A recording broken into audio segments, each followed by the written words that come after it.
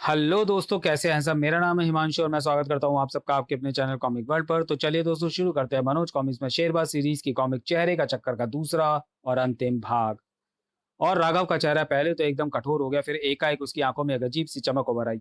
अगले पल उसने रोमा को जमीन से उठाते हुए कहा, तो मिस रोमा, अब तुम्हारे सामने दो रास्ते हैं। पहला और उत्तम रास्ता यह है कि तुम शोभा बनकर ही रहो। दीवान साहब की लाखों की जायदाद तुम्हारी होगी और उसमें से आधा हिस्सा मेरा होगा।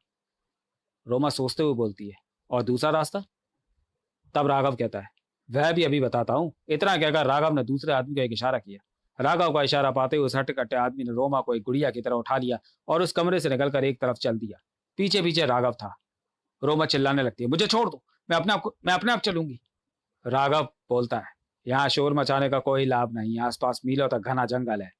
फिर कुछ ही दूरी पर स्थित रोमा को एक और बड़े कमरे में ले जाया गया। वहां जो कुछ रोमा ने देखा उससे उसके रोंगटे खड़े हो गए। उस कमरे में सलाखों के पीछे बड़े बड़े खूंखार कुत्ते खड़े थे और जो रोमा को देखते ही जोर जोर से भौंकने लगे। तब राघव कहता है, तो मिस रोमा, तुम्हारे लिए दूसरा रास्ता ये होगा।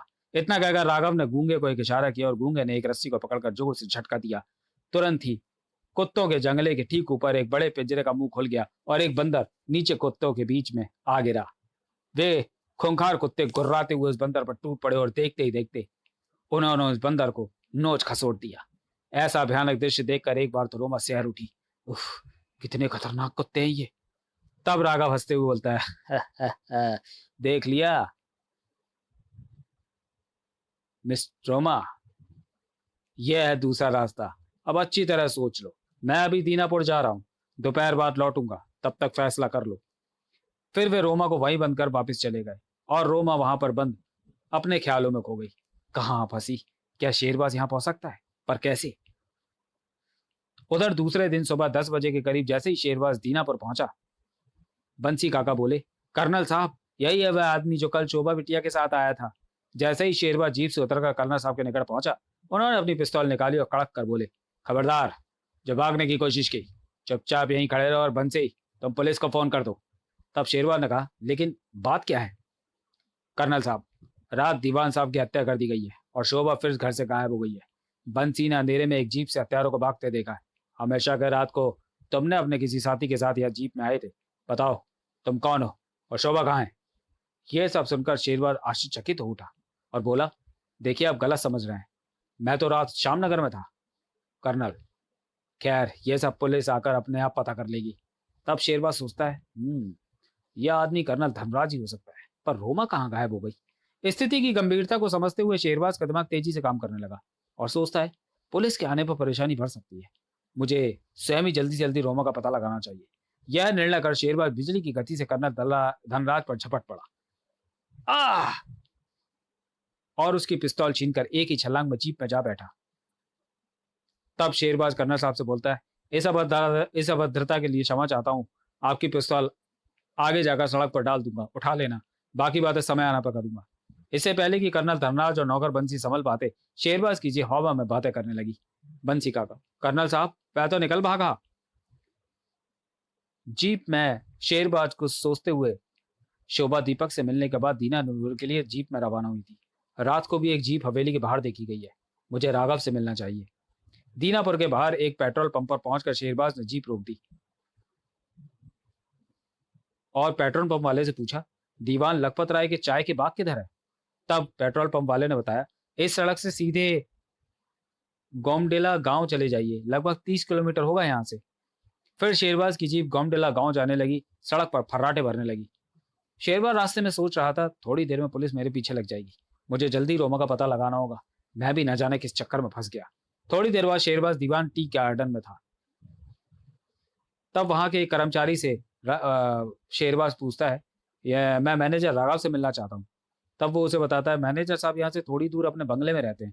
यह कच्ची सड़क वहीं जाती है। फिर शेरबाज राघव के बंगले पर पहुंचा। वहां एक सशस्त्र पहरेदार तैनात था। वो उस पहरेदार से पूछता है, क्या मैनेजर साहब बंगले पर ही हैं? वो उसे बताता है, जी नहीं, वे दीनापुर गए हैं। तब शेरबाज उससे पूछता है, आपको मालूम है वे कब तक लौट आएंगे? पहरेदार, आज तो उनका लौटना मुश्किल है। सुबह कर्नल साहब का फोन आया था, बेहतर है आप उनसे दीनापुर जाकर मिल लें। राघव के बंगले से थोड़ी दूर वापस आकर शेरबाज ने जीप रोक दी और सोचने लगा, राघव के बंगले पर सशस्त्र पहरेदार क्यों तैनात है? कुछ गड़बड़ मालूम होती है, मुझे बंगले को भीतर से चेक करना चाहिए। फिर शेरबाज ने जीप को कच्ची सड़क से उतारकर घने जंगलों में खड़ी कर दिया और पैदल ही बंगले की तरफ चल पड़ा। रास्ते में वो सोचने लगा, बंगले के आगे तो ये पहरेदार खड़ा है, क्यों ना पीछे की तरफ से कोशिश की जाए। और थोड़ी देर बाद ही शेरबाज बंगले के अंदर दाखिल होने लगता है। एक एक करके सभी कमरे देख लेने के बाद वो सोचता है, अंदर तो कोई नहीं, कहीं मेरा शक गलत ना हो। तभी शेरबाज के किसी तभी शेरबाज को किसी के पैरों की आहट सुनाई पड़ी और वह झट से एक दरवाजे के पीछे छिप गया। कोई इधर ही आ रहा है। और अगले ही क्षण एक हट्टा कट्टा आदमी भीतर आया और कमरे में रखी एक फलों की टोकरी उठाकर बाहर चला गया। शेरबाज सोचने लगा, यह हट्टा कट्टा आदमी फलों की टोकरी लेकर किधर जा रहा है, पता लगाना चाहिए।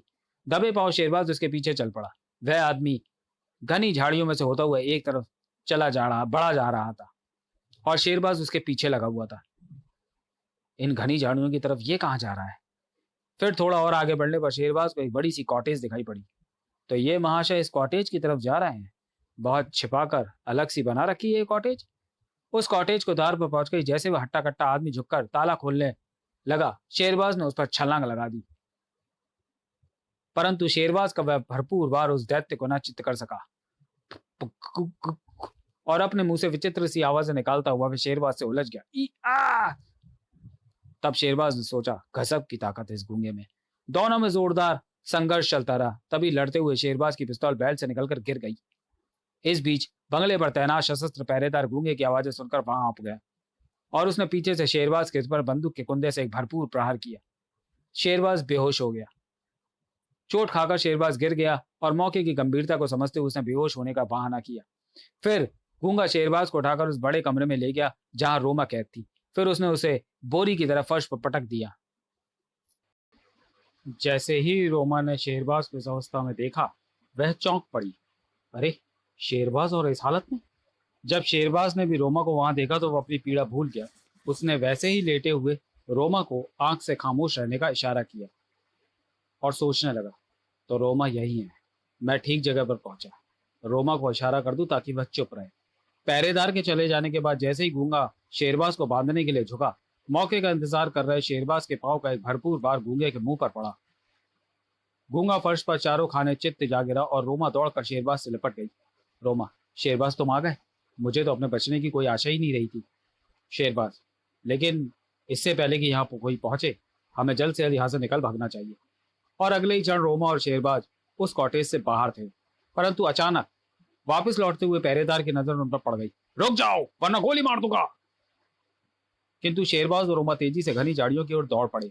उधर गूंगे को होश आया तो उसने कुत्तों का पिंजरा खोल दिया। पिंजरा खोलते ही कुत्ते तेजी से बाहर की ओर लपके। गूंगे ने चिल्लाकर कुत्तों को आदेश दिया और उधर को भागने कहा जिधर पहरेदार दौड़ा जा रहा था। यू ओ ओ! फिर खूंखार कुत्ते भी शेरबाज और रोमा के पीछे दौड़ने लगे। उधर बंगले के चारों तरफ लगी कटीली तारों को रोमा और शेरबाज ने जैसे तैसे पार किया और पुनः दौड़ने लगे। जीप तो दूसरी दिशा में रह गई। खैर, पहले अब उन कुत्तों से तो बचे। रोमा, बड़े खतरनाक है वो कुत्ते। शेरबाज, कोई बात नहीं, थोड़ी हिम्मत रखो। रोमा, लेकिन वे तो पास आते जा रहे हैं। दौड़ते दौड़ते अचानक एक पत्थर से ठोकर खाकर रोमा गिर पड़ी और तभी दो कुत्ते गुर्राते हुए उसकी ओर झपट पड़े। आह! शेरबाज ने एक बड़ी सी लकड़ी उठाई और एक ही छलांग में रोमा और उन कुत्ते के बीच आ गया। फिर लकड़ी से दनादन प्रहार करते हुए शेरबाज ने उन दोनों कुत्तों को मौत की नींद सुला दिया। तभी दूसरे कुत्तों की आवाज भी सुनाई पड़ने लगी। रोमा और शेरबाज पुनः और अधिक तेजी से भागने लगे। उधर गूंगा और पहरेदार निरंतर उनका पीछा कर रहे थे। रोमा और शेरबाज जंगल में बेतहाशा भागते रहे। कुछ दूर जाने पर उन्हें एक नदी दिखाई दी। दोनों नदी में कूद गए, परंतु उनका पीछा कर रहे बाकी के चार कुत्ते भी पानी में कूद गए। रोमा को आगे निकाल शेरबाज ने कुत्तों से लड़ना शुरू कर दिया। इन दोनों की गर्दनें मेरी पकड़ में आ जाए तो मैं इन्हें 2 पल में ही खत्म कर दूंगा। और काफी घायल होने के बावजूद भी शेरबाज उन कुत्तों को डुबोकर मारने में सफल हो गया। परंतु बाकी के 2 कुत्ते रोमा के पीछे पड़े हुए थे। अचानक उनमें से एक तैरता हुआ रोमा के पास पहुंच गया और उसने रोमा की बाहर में अपने दांत गड़ा दिए। लेकिन जैसे जैसे रोमा ने उससे छुटकारा पाया और किनारे पर पहुंच गई। हे भगवान, मेरी तो सांस फूल चुकी है, किसी तरह सामने वाले पेड़ तक पहुंचू। उधर शेरबाज भी तेजी से तैरता हुआ किनारे की तरफ बढ़ रहा था। शेरबाज, बाकी के 2 कुत्ते रोमा के पीछे हैं, मुझे जल्दी उन तक पहुंचना चाहिए। अपनी बची हुई सारी शक्ति से दौड़ती हुई रोमा एक बड़े पेड़ तक पहुंच गई और छलांग लगाकर उस पर चढ़ गई। तभी एक अनोखी घटना घट गई। जैसे ही रोमा उस पेड़ पर चढ़ी, उसी पेड़ पर सो रहा एक काला तेंदुआ बौखला कर नीचे कूदा और नीचे पहुंच चुके कुत्तों से उलझ गया। फिर उस जंगली तेंदुए ने उन खूंखार कुत्तों में जमकर संघर्ष होने लगा, परंतु दोनों कुत्ते ज्यादा देर उस तेंदुए के सामने ना टिक सके और मारे गए। इस बीच शेरबाज भी रोमा के पास पहुंच गया था। उसे देखते ही रोमा ने पूछा, तुम ठीक तो हो शेरबाज? शेरबाज ने रोमा से कहा, हाँ, अब तुम नीचे आ जाओ, खतरा टल चुका है। रोमा, उफ, कितने भयानक थे वो कुत्ते। शेरबाज, चलो, अब तो सब खत्म हो गया। फिर वे दोनों एक लंबा चक्कर लगाकर अपनी जीप तक पहुंच गए। रोमा, तुम्हारे तो काफी दांत लगे हैं, इन घावों का जल्दी इलाज होना चाहिए। शेरबाज, तुम कौन सा बची हो? लेकिन इससे पहले कि शेरबाज और रोमा जीप में बैठते, एक कड़कड़ाती आवाज ने उन्हें चौंका दिया। खबरदार, अगर भागने की कोशिश की तो गोली से उड़ा देंगे। जैसे ही शेरबाज और रोमा ने अपने चारों तरफ निगाह दौड़ाई, अपने आप को पुलिस से घिरा पाया। शेरबाज ने इंस्पेक्टर से कहा, चिंता मत करो इंस्पेक्टर, अब मैं कहीं नहीं भागूंगा। और फिर शेरबाज ने इंस्पेक्टर को सब कुछ विस्तार पूर्वक बताते हुए कहा, जल्दी ही कुछ सिपाही भेजकर उस गूंगे और पहरेदार को गिरफ्तार कर लीजिए। तब इंस्पेक्टर ने कहा, ठीक है मिस्टर शेरबाज, लेकिन हमें तुरंत ही दीनापुर पहुंचकर राघव को भी गिरफ्तार कर लेना चाहिए। दीनापुर लौटते समय शेरबाज ने राघव को पकड़ने के लिए इंस्पेक्टर को एक योजना बताई। राघव, इससे राघव चक्कर में आ जाएगा और अपने ही मुंह से सब कुछ उगल देगा। तब इंस्पेक्टर बोला, हाँ, योजना तो बढ़िया है। शेरबाज और रोमा इंस्पेक्टर के साथ सीधे डॉक्टर गांगुली के पास पहुंचे, जहां उन्होंने अपने घाव पर मरहम पट्टी करवाई। फिर अपनी योजना अनुसार शेरबाज इंस्पेक्टर के साथ दीवान साहब की हवेली की ओर चल पड़ा। राघव, रोमा डॉक्टर गांगुली के साथ हमारे पीछे पीछे आ जाएगी और नाटक शुरू हो जाएगा। इंस्पेक्टर, ठीक है। हवेली के भीतर पहुंचते ही इंस्पेक्टर ने शेरबाज पर रिवॉल्वर तानते हुए कड़कती आवाज में आदेश दिया, चलो नीचे उतरो, कोई भी ऐसी वैसी हरकत की तो खैर नहीं। तभी कर्नल धनराज बंसी और राघव कोठी से बाहर आ गए। कर्नल धनराज, शाबाश इंस्पेक्टर, आखिर पकड़ ही लिया आपने इस बदमाश को। इंस्पेक्टर, हाँ कर्नल साहब, पर यह तो कुछ और ही बताता है। कर्नल धनराज, क्या बकता है ये? इंस्पेक्टर, उसका कहना है कि जिस लड़की का उस रात अपहरण हुआ वह शोभा नहीं, उसकी मित्र रोमा है। कर्नल धनराज, यह सब बकवास है, यह हमें उल्लू बनाना चाहता है, ऐसे नहीं बताएगा ये। तभी डॉक्टर गांगुली रोमा के साथ वहां पहुंचा।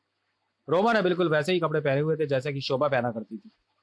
रोमा, नमस्ते अंकल। कर्नल धनराज, अरे शोभा। रोमा को देखकर राघव को एक झटका सा लगा। अरे, शोभा तो सचमुच अभी जिंदा है। रोमा, अरे मिस्टर राघव, आप ठीक तो है ना? उस दिन जीप उलटने के बाद मैं तो बेहोश हो गई थी, आपको तो ज्यादा चोट नहीं लगी थी ना? रोमा द्वारा अचानक किए गए सवाल को सुनकर राघव बौखला सा गया। उसके मुंह से भरबस ही निकल गया। शोभा जी, आप एक ढलांग पर लुढ़क गई थी। अब मैंने आपको नीचे नदी में भी खोजा और आसपास भी, पर आप मुझे कहीं दिखाई नहीं दी।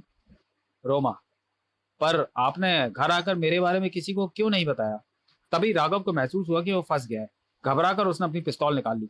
कर्नल धनराज ने राघव से कहा, ठहरो राघव, ये क्या? राघव बोला, खबरदार, अगर कोई भी मेरे रास्ते में आया तो भून कर रख दूंगा। लेकिन सतर्क शेरबाज के एक ही बार ने राघव की ये चाल नाकाम कर दी। तभी इंस्पेक्टर ने आगे बढ़कर राघव को हिरासत में ले लिया। कर्नल धनराज, मगर इंस्पेक्टर, ये सब चक्कर है क्या? मेरी समझ में तो कुछ भी नहीं आ रहा। इंस्पेक्टर, कर्नल साहब, अभी आपको सब कुछ मालूम हो जाएगा, लेकिन मुझे अफसोस के साथ कहना पड़ रहा है कि आपकी भतीजी शोभा अब इस दुनिया में नहीं है। कर्नल धनराज, क्या कहते हो इंस्पेक्टर? इंस्पेक्टर, हाँ कर्नल साहब, ये सत्य है। शोभा की मौत की बात सुनकर कर्नल जैसे कठोर हृदय व्यक्ति की आंखों में भी आंसू आ गए। ओह शोभा बेटी, काश हम तुम्हारी बात मान लेते तो आज हमें ये दिन न देखना पड़ता। फिर अचानक कर्नल ने उछलकर दोनों हाथों से राघव की गर्दन दबोच ली। कुत्ते कमीने, मैं तुझे जिंदा नहीं छोड़ूंगा। आह! इससे पहले कि कर्नल राघव का गला दबा पाते, शेरबाज और इंस्पेक्टर ने झपट कर उन्हें राघव से अलग कर दिया। इंस्पेक्टर, कर्नल साहब, ये ठीक है कि राघव आपकी भतीजी का प्यारा है, मगर आप कानून को अपने हाथ में नहीं ले सकते। तभी कर्नल ने अपनी गलती का एहसास हुआ। मैं शर्मिंदा हूं इंस्पेक्टर, पर क्या करूं, भावावेश में बह गया था। लेकिन ये सब हुआ कैसे? इंस्पेक्टर उसे बताता है कि इसके बारे में अपराधी स्वयं अपने मुंह से बताएगा। और अपराधी राघव, जो अब पश्चाताप में डूब चुका था, बोला, हाँ, मैंने ही शोभा की हत्या की थी, जिस दिन वह चित्रकार दीपक से मिलकर मेरे साथ ही जीप में घर वापस लौट रही थी। इतना कहकर राघव ने शोभा और दीवान साहब की हत्या से संबंधित सब कुछ बता दिया। इस रहस्य उद्घाटन के बाद कर्नल धनराज सोच बोलते हैं, ओह, मैं तो इसे बहुत ही नेक और ईमानदार व्यक्ति समझता था, पर यह तो पूरा आस्तीन का सांप निकला। बंसी काका, मैं ऐसा कभी सोच भी नहीं सकता था। एक तरफ रोमा डॉक्टर गांगुली से कह रही थी, मुझे बेहद अफसोस है कि दीवान साहब को बचाने की बजाय मैं ही उनकी मौत का कारण बनी। डॉक्टर, इसमें आपका कोई दोष नहीं। आपने तो उन्हें बचाने की ही कोशिश की थी।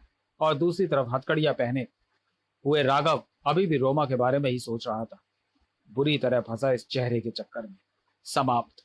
तो चलिए दोस्तों, वीडियो का यही समाप्त करते हैं और मिलते हैं शेरबाज सीरीज की अगली कॉमिक्स शेरबाज मौत के घेरे में। तब तक के लिए धन्यवाद।